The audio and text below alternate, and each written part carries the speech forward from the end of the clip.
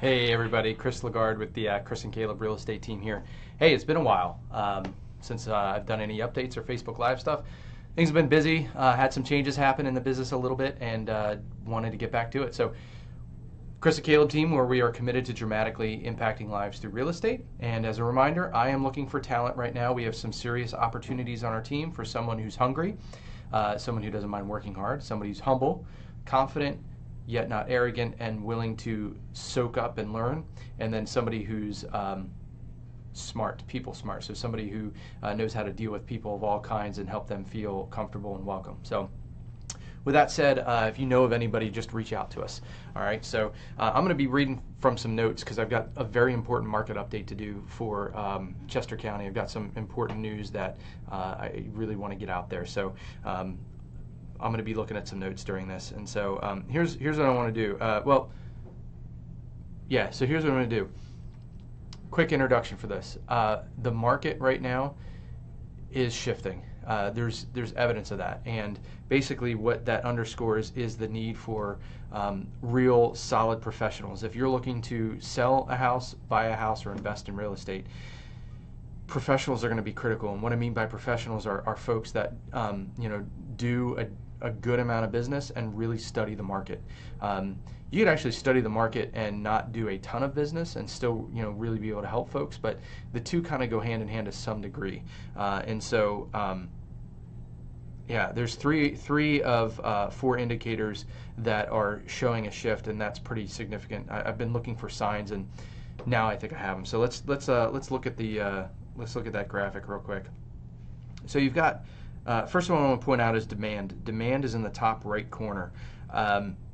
Demand the last 2 months has been down when you look at the year-over-year factors. You can see for September and October, September was actually off by 12% and October was off by 8% in the demand. So we've been noticing that activity slowing down as far as showings and offers as well. So for example, we had a listing in the Westchester area that was on the market recently, and it took 11 days to sell, and they had to come down a little bit off asking price in order to get it under contract. And if that were March, April, May, June, July, that wouldn't have happened. It would have sold quickly with multiple offers over asking price. And so just a quick example of how demand is slacking off.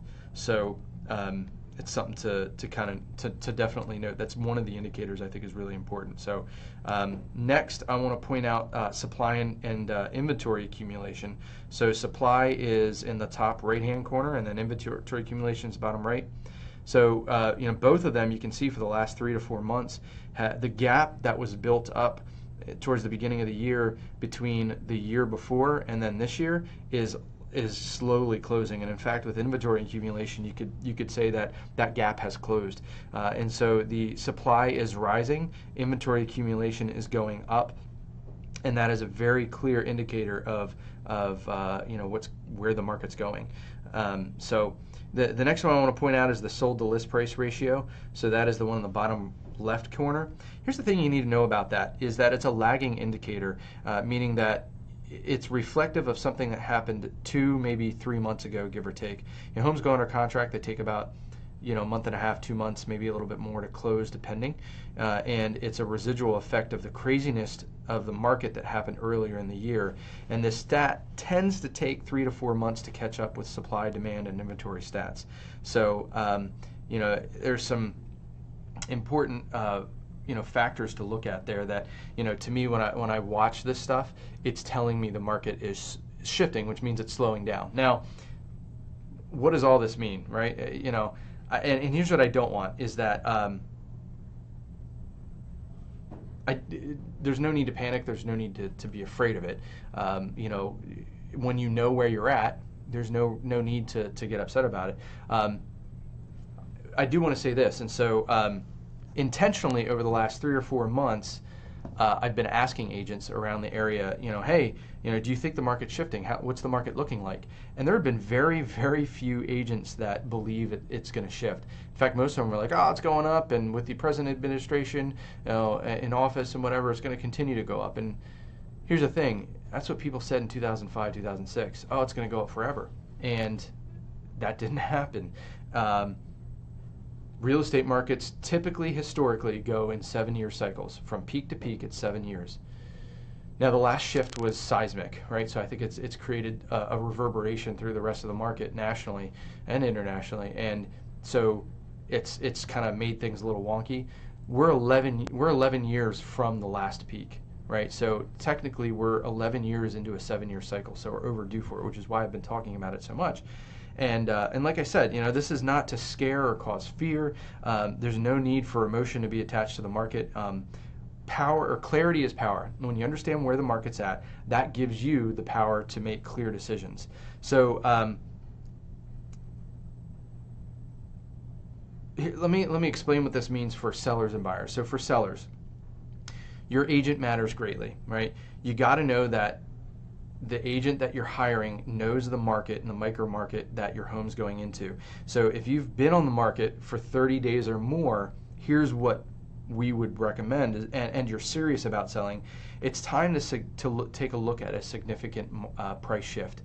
You got to get ahead of your competition, because if the prices or demand is going this way, you really got to get ahead of your competition and be a better value than them. And chances are that's going to take, at least at this point, if you've been on the market for 30 days with no offers, not even no offers, but you're not under contract in 30 days, then you need to make a significant shift in price. If you don't do this, you're going to be chasing the sinking value of your home, kind of like chasing a soccer ball down a steep hill. It's silly, and it looks silly, and it's hard to make that, but you got to get in front of it.